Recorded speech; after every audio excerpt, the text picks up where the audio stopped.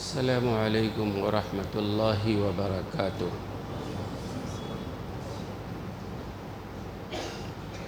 بسم اللہ الرحمن الرحیم۔ الحمد للہ وکفی وسلام علی عبادہ الذین اصطفی، اما بعد فاعوذ باللہ من الشیطان الرجیم۔ بسم اللہ الرحمن الرحیم۔ ربنا وابعث فیہم رسولا منہم یتلو علیہم آیاتک ویعلمہم الکتاب والحکمۃ ویزکیہم انک انت العزیز الحکیم۔ صدق اللہ العلی العظیم وصدق رسولہ النبی الکریم، وَنَحْنُ عَلَى ذَلِكَ مِنَ الشَّاهِدِينَ وَالشَّاكِرِينَ وَالْحَمْدُ لِلَّهِ رَبِّ الْعَالَمِينَ۔ رَبِّ اشْرَحْ لِي صَدْرِي وَيَسِّرْ لِي أَمْرِي وَاحْلُلْ عُقْدَةً مِّن لِّسَانِي يَفْقَهُوا قَوْلِي۔ سُبْحَانَكَ لَا عِلْمَ لَنَا إِلَّا مَا عَلَّمْتَنَا إِنَّكَ أَنتَ الْعَلِيمُ الْحَكِيمُ۔ اللهم رب زدني علما، اللهم إنا نسألك علما نافعا، اللهم جنبنا الفواحش والمعاصي والخطايا والزلل ما ظهر منها وما بطن۔ محترم حاضرین کرام، معزز سامعین اعظام، ربیع الاول کا مبارک اور مقدس مہینہ شروع ہو چکا ہے۔ ربیع الاول کا مہینہ جب آتا ہے تو سرکار دو عالم صلی اللہ علیہ وسلم کی ولادت باسعادت کے موضوعات پر پوری دنیا میں بیانات ہوتے ہیں۔ بلا شبہ یہ مہینہ خوشی اور مسرت کا مہینہ ہے۔ یہ مہینہ ربیع کا مہینہ ہے، بہار کا مہینہ ہے۔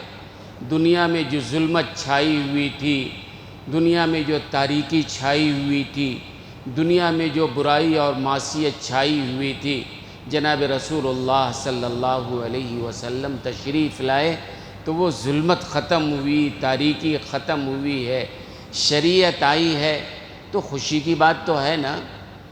عام طور سے کسی کے گھر بھی کوئی بچہ ہوتا ہے تو ہر آدمی خوشی مناتا ہے، اپنے بھی خوشی مناتے ہیں، دوست و دشمن بھی خوشی مناتے ہیں۔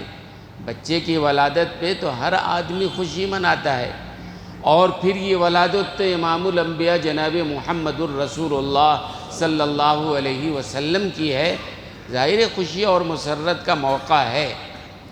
لیکن یہ مہینہ حضور اکرم صلی اللہ علیہ وسلم کی ولادت باسعادت کا مہینہ ہے، اتنا تو ہم نے یاد رکھا ہے۔ لیکن یہ مہینہ حضور اکرم صلی اللہ علیہ وسلم کی رسالت کا بھی مہینہ ہے، اور یہ مہینہ ربیع الاول کا مہینہ حضور اکرم صلی اللہ علیہ وسلم کی ہجرت کا بھی مہینہ ہے، اور یہ مہینہ ربیع الاول کا مہینہ یہ حضور اکرم صلی اللہ علیہ وسلم کی دنیا سے رحلت فرمانے کا بھی مہینہ ہے۔ صرف ولادت کا مہینہ نہیں ہے، بلا شبہ ولادت خوشی کی چیز ہے۔ عام بچے کے پیدائش پہ جب خوشی ہے تو ہمارے آقا اور مولا جناب محمد الرسول اللہ صلی اللہ علیہ وسلم کی ولادت پر خوشی منانا اور زیادہ اچھی بات ہے۔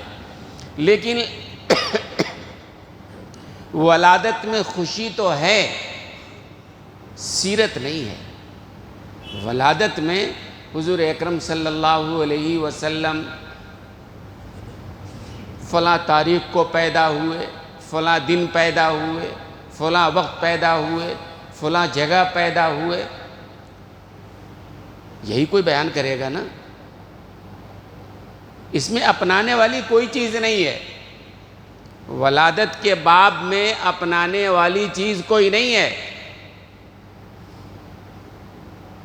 ایسا نہیں ہے کہ میرا بیٹا بھی 12 ربیع الاول کو پیدا ہو جائے، میرا بیٹا بھی سوموار کے دن پیدا ہو جائے، میرا بیٹا بھی صبح صادق میں پیدا ہو جائے اپنانے والی چیز نہیں ہے نا؟ میرا بیٹا بھی اس جگہ پہ پیدا ہو جائے جہاں سرکار پیدا ہوئے، اپنانے والی چیز نہیں ہے، بلا شبہ بڑے شرف کی بات ہے۔ حضور اکرم صلی اللہ علیہ وسلم فرماتے ہیں کہ اللہ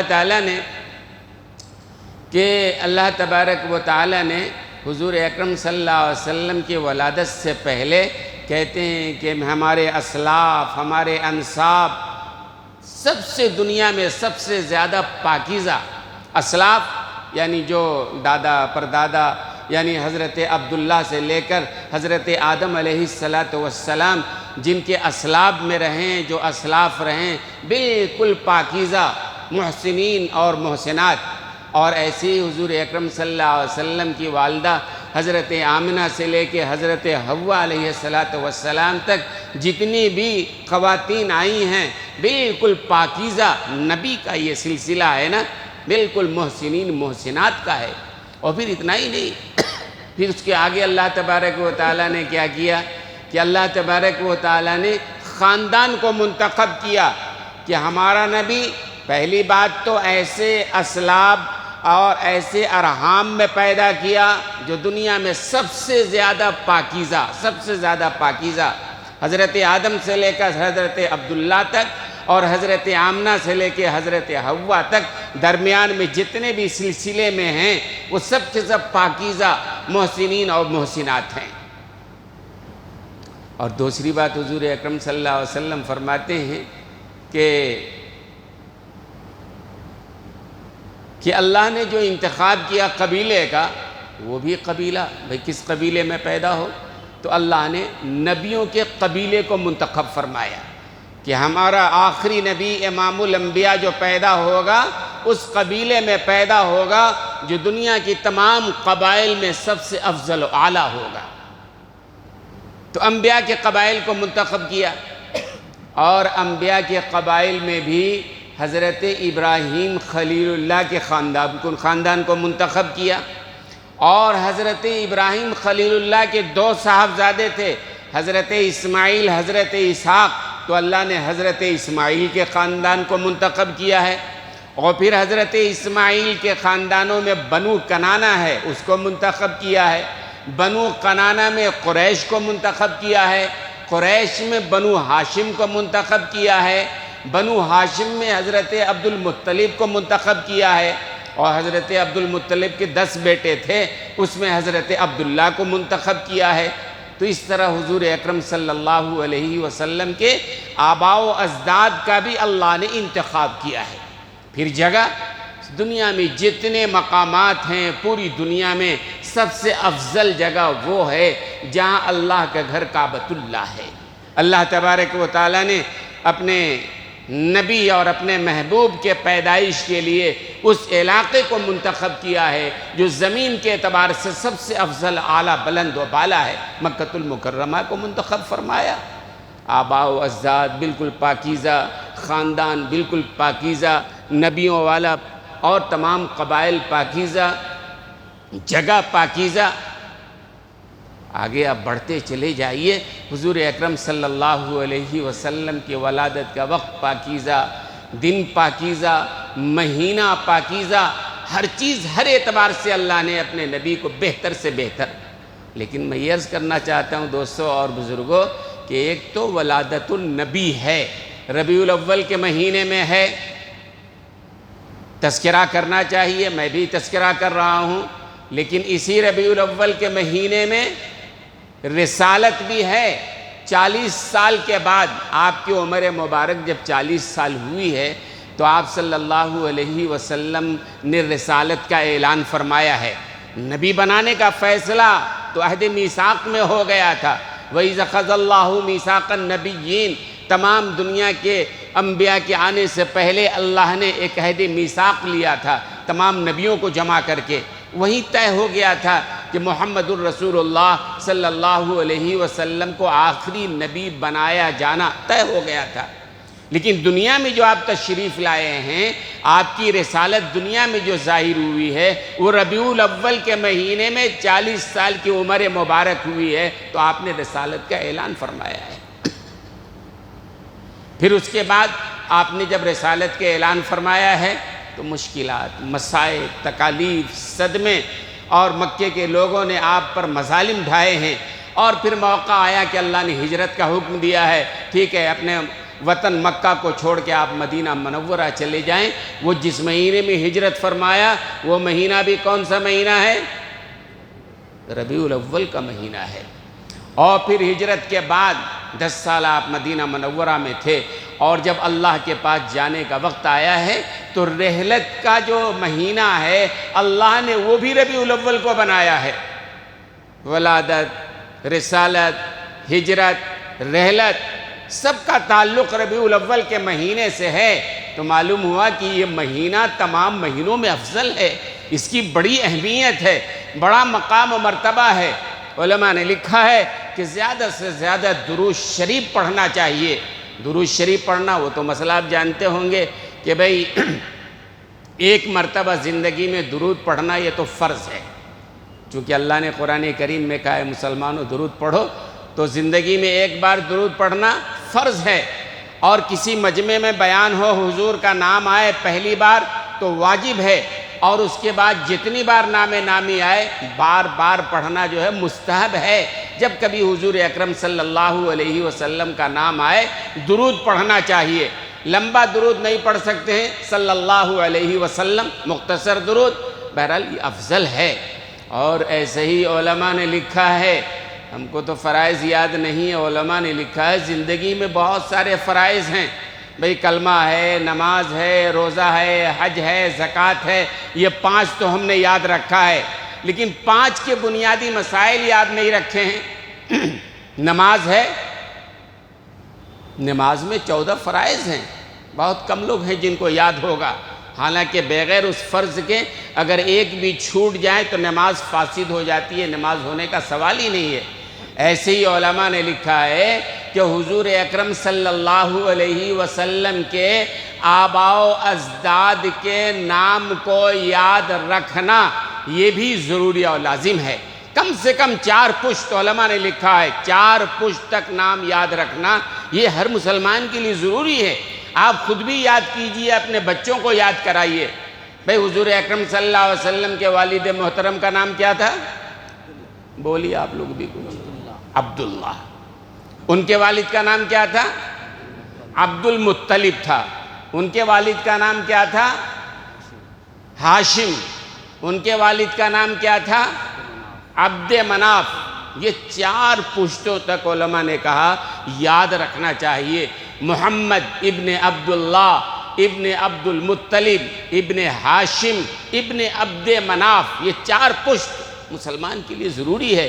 ہمارے آقا و مولا جن کی وجہ سے شریعت ہمیں ملی ہے، دین ہمیں ملا ہے، اسلام ہمیں ملا ہے، ظاہر سی بات ہے ان کا احسان ہے، ان کے 4 پشتوں کو یاد رکھنا چاہیے۔ اور پھر علماء نے لکھا ہے 4 پشتوں کے بارے میں بھی ذرا کچھ نہ کچھ، یہ جو احباب تھے، یہ جو حضرت عبداللہ ہیں، حضرت عبد المطلب ہیں، حضرت ہاشم ہیں، ان کے بارے میں عبد مناف ہیں، آدمی کو کچھ نہ کچھ جاننا چاہیے ان کی سیرت کے بارے میں بھی۔ یہ کیسے لوگ تھے؟ پکے تھے، پاکیزہ تھے، اخلاق مند تھے، برائیوں سے بچے ہوئے تھے، بت پرستی سے بچے ہوئے تھے، ہے نا؟ بنو ہاشم، حضرت ہاشم جو حضور اکرم صلی اللہ علیہ وسلم کے پردادا ہیں، بڑے وجیح صورت تھے، بڑے خوبصورت تھے۔ کہتے ہیں سورج جب آپ کی پیشانی پہ پڑتا تھا تو اس سے شعائیں نکلا کرتی تھیں، بڑی وجیح صورت، بڑے خوبصورت انسان تھے۔ اور وجہ کیا تھی؟ حضور اکرم صلی اللہ علیہ وسلم کا نور آپ کے اندر موجود تھا۔ اتنے خوبصورت تھے کہ اس زمانے کا بادشاہ ہرقل، شاہ روم، بڑا طاقتور بادشاہ تھا، تو ہرقل نے حضرت ہاشم کو جب دیکھا تو اس نے براہ راست ان سے کہا میری خواہش ہے کہ آپ میری بیٹی سے نکاح کر لیں۔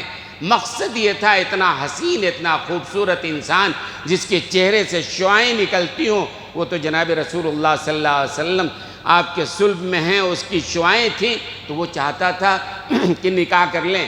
لیکن حضرت ہاشم نے کہا نہیں، ایسا ہے کہ ہمارے بڑے گھر کے لوگ جو کہیں گے، جہاں کہیں گے مجھے وہیں کرنا ہے، اور بعد میں پھر اللہ نے جس کو منتخب کیا تھا ان کے ساتھ نکاح ہوا ہے، گھر کے بڑوں نے کرایا، اور وہی اللہ نے جسے منتخب کیا تھا ان کے ساتھ ہوا ہے۔ پھر اس کے بعد حضرت عبد المطلب میں وہ جو نور منتقل ہوا ہے، آپ نے بارہا سنا ہوگا، ابرہہ اشرم وہ ہاتھیوں کی جماعت کو لے کے آیا تھا کعبۃ اللہ کو ڈھانے کے لیے، اور حضرت عبد المطلب جب ملنے گئے ہیں، وہ حضرت عبد المطلب کے پیشانی میں سرکار دو عالم صلی اللہ علیہ وسلم وہ بہرحال جو چمک ہے، حضور اکرم صلی اللہ علیہ وسلم آنے والے ہیں۔ اور پھر حضرت عبداللہ جو حضور اکرم صلی اللہ علیہ وسلم کے والد محترم ہیں، ان کے بارے میں تو آتا ہے کہ 18 سال کی عمر ہے، اور ایک شہنشاہ قبیلے کی عاتقہ نامی خوبصورت عورت ہے، وہ عالمہ ہے، وہ انجیل کی جاننے والی ہے، تورات کی جاننے والی ہے، آسمانی کتابوں کو جاننے والی ہے۔ اس عورت نے حضور اکرم صلی اللہ علیہ وسلم کے والد محترم حضرت عبداللہ سے براہ راست یہ کہا تھا کہ عبداللہ میں تم سے نکاح کرنا چاہتی ہوں، اگر نکاح کرو تو بڑا احسان ہوگا۔ حضرت عبداللہ پیشانی میں حضور اکرم صلی اللہ علیہ وسلم کا نور ہے جو چمک رہا ہے، اور وہ خوبصورتی ہے، وجاہت ہے، تو اس نے پیشکش کیا۔ حضور اکرم صلی اللہ علیہ وسلم کے والد محترم 18 سال کی عمر ہے، خاندانی شرافت ہے، لیکن آپ نے اس طرح کے سوال کسی شریف نوجوان کے سامنے اگر ہو تو ظاہر سی بات ہے شرمندہ ہو کے سر جھکا کے نکل جائے گا۔ حضرت عبداللہ بھی کوئی جواب دیے ہوئے بغیر، کچھ جواب دیے ہوئے وہاں سے نکل گئے۔ بعد میں حضرت عبداللہ کا نکاح جب حضرت آمنہ سے ہو گیا تھا، اس کے بعد پھر کہیں ملاقات ہوئی اس عاتقہ نامی عورت کی، اور حضرت عبداللہ کو دیکھا تو وہ نور منتقل ہو چکا تھا حضرت آمنہ کی طرف۔ جب اس عورت نے کہا کہ میں کوئی بازاری عورت نہیں ہوں، میں ایسی ویسی عورت نہیں ہوں، میں تورات کی عالمہ ہوں، انجیل کی عالمہ ہوں، آسمانی کتابوں پہ میری نظر ہے، مجھے معلوم ہے عبداللہ نامی شخص جو ہوگا وہ نبی آخر الزماں کا باپ ہوگا، میں یہ چاہ رہی تھی کہ وہ بچہ ہمارے بطن کے ذریعے دنیا میں آئے، لیکن اب وہ پیشانی پر تمہارے نور نظر نہیں آ رہا ہے، مجھے ایسا لگتا ہے شاید تم نے نکاح کر لیا ہے، وہ نور کہیں اور منتقل ہو گیا ہے۔ تو حضور اکرم صلی اللہ علیہ وسلم کے دادا ہوں یا پردادا ہوں یا والد محترم ہوں، وہ نور ہے۔ اور جب حضور اکرم صلی اللہ علیہ وسلم دنیا میں آئے ہیں، مستقل ایک باب ہے، اور سننا چاہیے، سنانا چاہیے، نبی کی سیرت کو جاننا چاہیے۔ آج لوگ نبی کے بارے میں مغلظات بکتے ہیں، گالیاں دیتے ہیں، لیکن ہمیں اس کا جواب کیا ہے؟ ہمیں نبی کی سیرت کو پڑھنا چاہیے، اپنی نسل کو پڑھانا چاہیے، گھر کے مرد و خواتین کو سمجھانا چاہیے، سنانا چاہیے۔ اردو جانتے ہیں، اردو میں کتابیں ملتی ہیں، عربی جانتے ہیں، عربی میں کتابیں ہیں، انگلش میں ہیں، ہندی میں ہیں، کنڑا میں ہیں، ہر زبان میں نبی کی سیرت پر کتابیں موجود ہیں۔ آپ اور آپ کے گھر والے جس زبان کو جانتے ہیں اس زبان میں آپ کتاب لائیے، پڑھیے، سنائیے، بچوں کو بتائیے، اور ساتھ ہی ساتھ اگر اللہ آپ کو توفیق دے چھوٹی چھوٹی کتابیں بھی سیرت کے موضوع پر ہیں، آپ بازار سے خریدیے، انگلش میں، کنڑا میں، ہندی میں۔ آپ کے دوست و احباب جو غیر مسلم ہیں، جس زبان کے جاننے والے ہیں، ان کو تحفے وہ پیش کیجئے۔ یہ ہمارے نبی کی سیرت پر کتاب ہے، وہ بھی پڑھیں۔ غیروں میں بھی متعصب کم لوگ ہیں، زیادہ لوگ ہیں جو ناواقف ہیں۔ اگر ان تک ہم پہنچائیں ایسی کتابوں کو، اپنے نبی کی سیرت کے بارے میں بتائیں، لیکن وہی مسئلہ ہے کہ ہم غیروں کو کیا بتائیں گے، ہم کو خود پتہ نہیں ہے، ہمارے بچوں کو پتہ نہیں، ہمارے گھر والوں کو پتہ نہیں ہے۔ لہذا ربیع الاول کا مہینہ آیا ہے، ہمیں چاہیے کہ ہم یہ طے کریں کہ نبی کی سیرت کو ہم اپنائیں گے، اور بہترین موقع ہے۔ دنیا چاہتی ہے کہ نبی کی سیرت سے ہم کو الگ کر دے، اور میں نے کہا نا کہ سیرت اصل میں اپنانے کی چیز ہے، اور ولادت منانے کی چیز ہے۔ نبی کی ولادت پر خوشی آپ منائیں گے، اپنانے کی چیز کچھ نہیں ہے۔ ایسا نہیں ہے کہ میرا بیٹا 12 ربیع الاول کو پیدا ہو جائے، میرا بیٹا فلاں دن پیدا ہو جائے، ہے نا، اس میں کوئی اپنانے کی چیز نہیں ہے، منانے کی چیز ہے۔ اپنانے کی چیز کیا ہے دوستو اور بزرگوں؟ سیرت اپنانے کی چیز ہے۔ آپ سیرت اپنائیں گے، نبی کی سیرت کو جب سنیں گے، مثال کے طور پر چھوٹی سی بات ہے، پانی پینا ہے، معلوم کریں گے آپ نبی کی سنت کیا ہے، نبی کی شریعت کیا ہے، نبی کی سیرت کیا ہے، آپ کو معلوم ہوگا۔ بیٹھ کے پانی پینا چاہیے، بسم اللہ پڑھ کے پینا چاہیے، سر ڈھانک کے پینا چاہیے، 3 گھونٹ میں پینا چاہیے، ہے نا؟ یہ سنت ہے نبی کی، اپنانا پڑے گا۔ جب آپ اپنائیں گے تو پھر آپ جانتے ہیں نا کہ من تمسک بسنتی عند فساد امتی فلہ اجر 100 شہید، نبی کے ایک سنت کو بھی اپنانے والا 100 شہیدوں کا ثواب اسے دیا جائے گا۔ تو سیرت اپنانے کی چیز ہے، آپ کو سننا پڑے گا نبی کی سیرت کیا ہے۔ نبی کی سیرت کو سنیں گے تو ذمہ داری بڑھے گی۔ ولادت بھی ٹھیک ہے، خوشی کی چیز ہے، ہمارے آقا اور مولا ہے، جو واقعات آئے ہیں بے مثال ہیں۔ دوستو اور بزرگوں، ربیع الاول کا مہینہ آیا ہے، مجھے کہنا ہے انشاءاللہ آئندہ بھی کہنا ہے۔ درمیانے میں ایک بات اور عرض کر دوں میں، یہ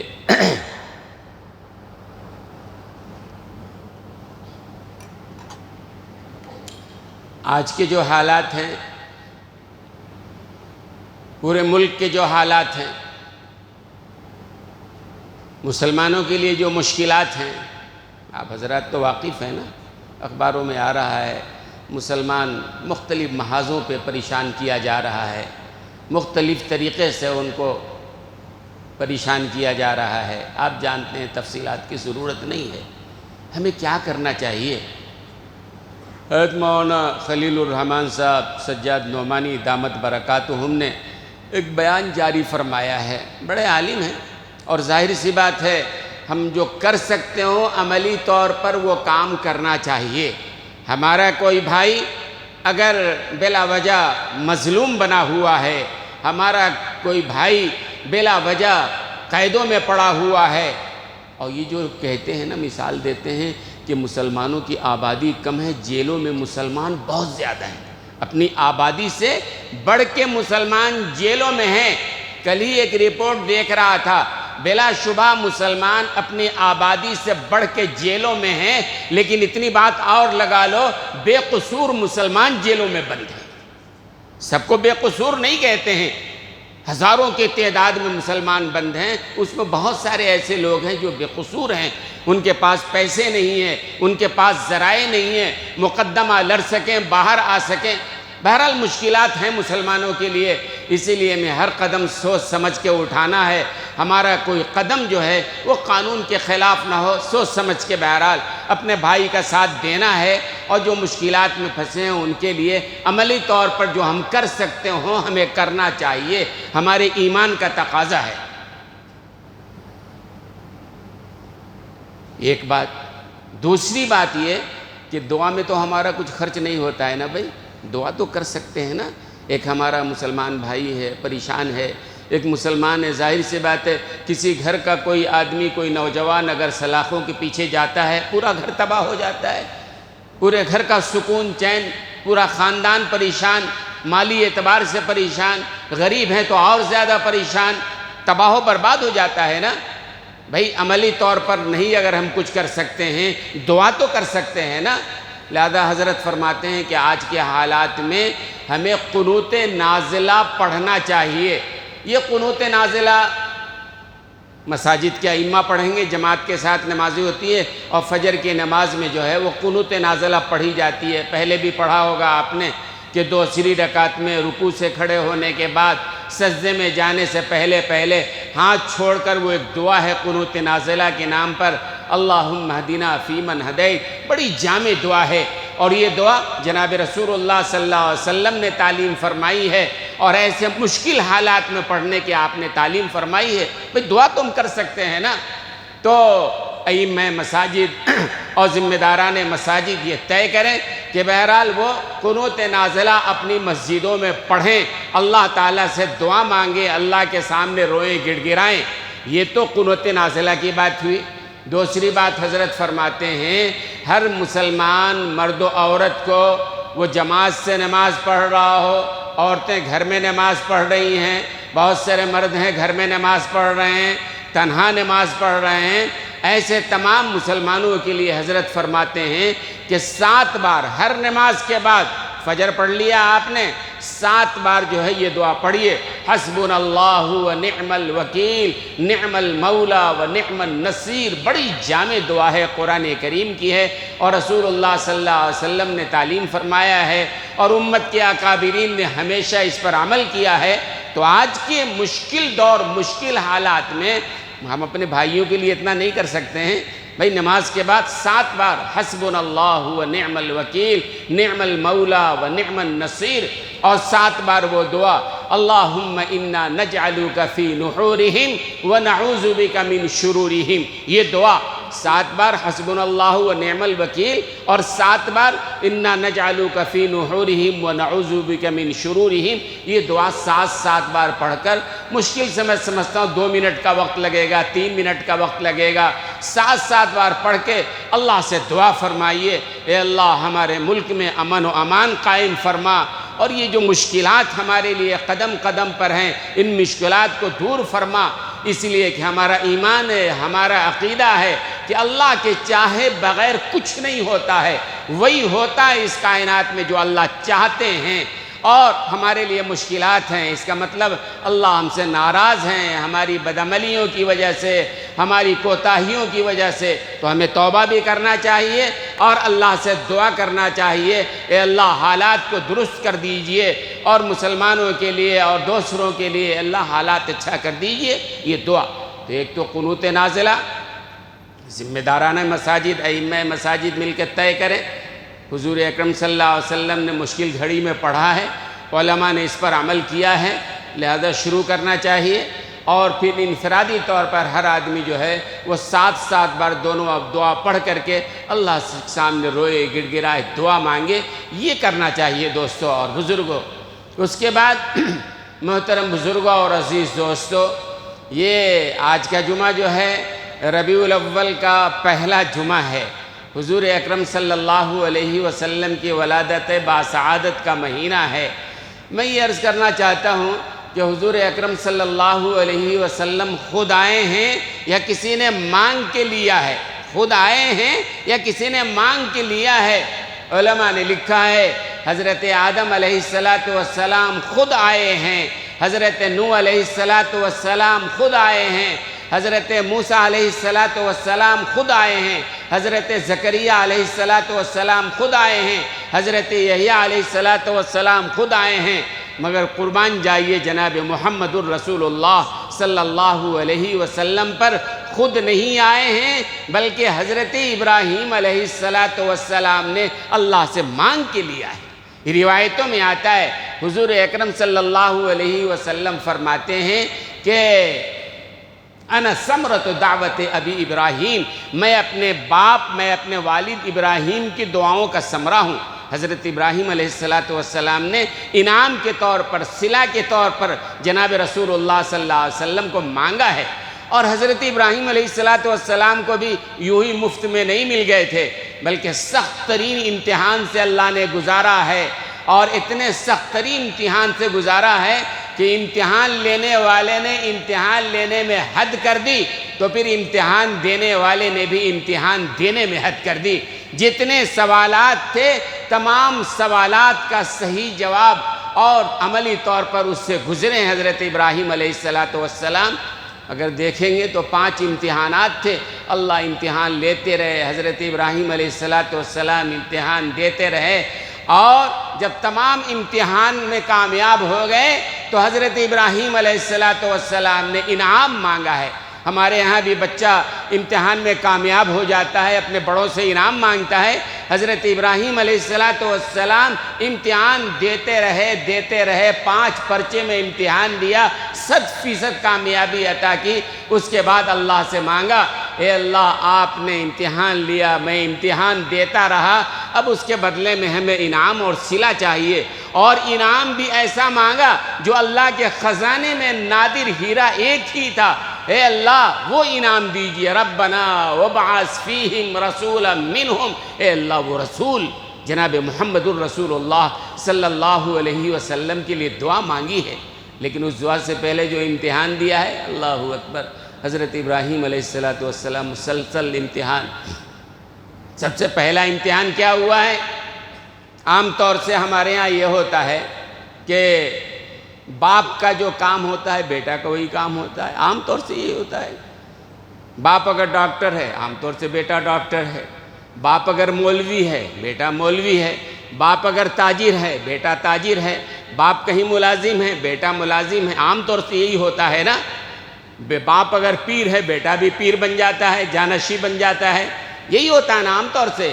لیکن حضرت ابراہیم علیہ السلام کو اللہ نے پہلا امتحان یہ دیا کہ آزر بت گر کے گھر میں پیدا کیا۔ حضرت ابراہیم علیہ السلام کے والد جو آزر تھے وہ صرف بت کو پوجنے والے نہیں تھے، بت بنانے والے تھے، بت بیچنے والے تھے۔ حضرت ابراہیم علیہ السلام کو وہاں پیدا کیا۔ پہلا امتحان لینا تھا کہ ابراہیم بھی دنیا کے ڈگر کے مطابق اپنے باپ کے طریقے پہ چلتا ہے یا اس سے ہٹ کے کوئی راستہ۔ کہتے ہیں کہ ابھی ماں کی گود میں ہیں اور حضرت ابراہیم علیہ السلام نے اپنی والدہ سے سوال کر لیا، ماں آپ کا رب کون ہے؟ والدہ نے کہا تمہارے باپ آزر۔ میرے والد کا رب کون ہے؟ کہا نمرود ہے۔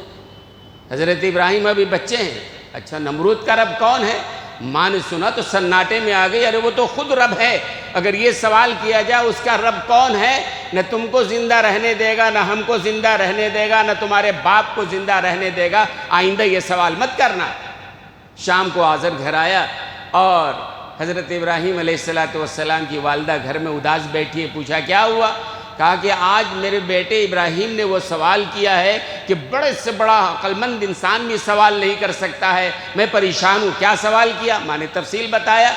باپ نے حضرت ابراہیم کو بلایا، بیٹے تم نے یہ سوال کیا، کیا سوال ہے بولو؟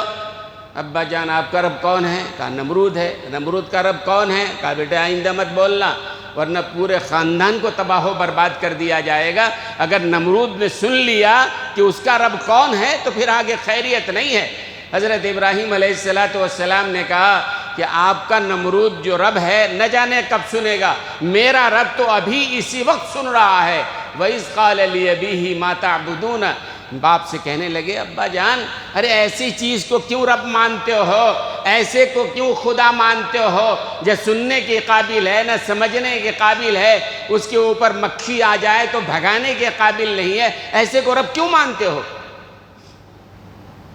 حضرت ابراہیم علیہ السلام بچپنے میں تقریر کرتے رہتے تھے، تو کسی نے کہا ابراہیم یہ گلیوں میں اپنے گھر میں اپنے ماں باپ کے سامنے اپنے دوستوں میں تقریر کرنا یہ کوئی کمال کی بات نہیں ہے، کمال یہ ہے نمرود کے دربار میں جا کے اللہ کے توحید کا ڈنکا بجاؤ تو سمجھ میں بات آئے۔ حضرت ابراہیم علیہ السلام نے کہا وہ بھی ہوگا، ٹھیک ہے ہم تیار ہیں۔ تو حضرت ابراہیم علیہ السلام باپ کے راستے پہ نہیں چلے، خاندان کے راستے پہ نہیں چلے، اپنا راستہ بنایا، توحید کا راستہ بنایا، مشکل راستے کو اپنایا۔ اگر باپ کے راستے کو اپناتے، مہن تھے، گدی تھی، پیسہ تھا اور بادشاہ کے پاس جو ہے بڑا مقام تھا، ان کو بھی مل جاتا بیٹھے بٹھائے، نہیں وہ کام نہیں کیا انہوں نے، اور نمرود کے دربار میں پہنچ گئے اور جا کے کہنے لگے ما هذه التماثيل التي اذ قال لأبيه وقومه ما هذه التماثيل التي انتم لها عاکفون، یہ جو بتوں کو لیے بیٹھے ہو اور بتوں کے سامنے سر جھکاتے ہو یہ کیا ہے آخر؟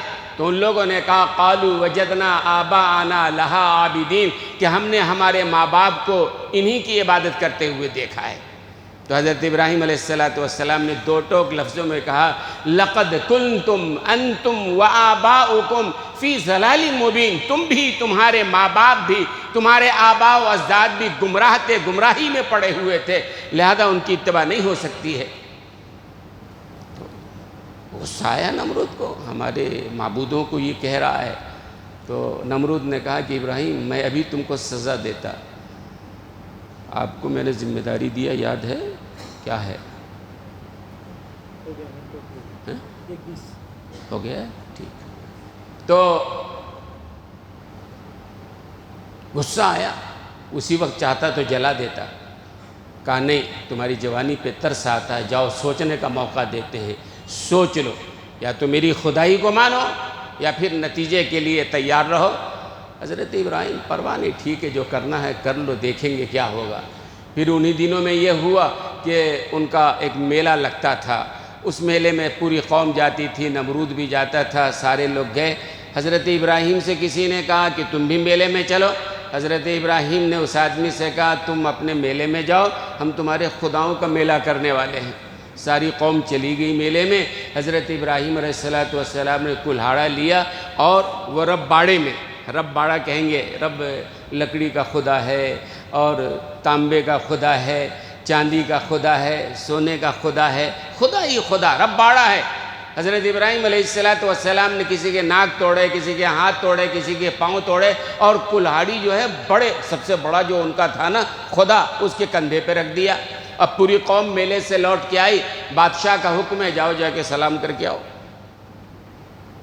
اب وہاں گئے تو پوری قوم نے دیکھا وہ سارے رب جو ہیں خود سجدے میں پڑے ہوئے ہیں، کسی کی ناک ٹوٹی ہے، کسی کا ہاتھ ٹوٹا ہے، کسی کا پاؤں ٹوٹا ہے۔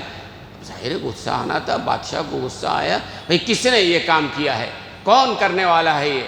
اور پہلے سے تذکرہ تھا حضرت ابراہیم کا، قالوا سمعنا فتى يذكرهم يقال له ابراہیم، شاید اس نوجوان نے یہ کام کیا ہو جسے ابراہیم کہا جاتا ہے۔ حضرت ابراہیم علیہ السلام کو بلایا گیا، اور پھر اس کے بعد کیا ہوا، اس نے فیصلہ کر لیا کہ ابراہیم کو جلا دینا ہے، اور آگ کے شعلے بلند کیے، اور پھر لمبا واقعہ ہے انشاءاللہ پھر آئندہ عرض کروں گا۔ اللہ تبارک و تعالی ہم سب کو سمجھنے، صحیح عمل کرنے کی توفیق عطا فرمائے، سیرت کو اپنانے کی اللہ تعالی ہمیں توفیق عطا فرمائے، اور نبی کی سنت کو اپنی زندگی میں داخل کرنے کی ہمیں توفیق عطا فرمائے۔ وآخر دعوانا الحمدللہ رب العالمین۔ کچھ ہے کیا؟ جی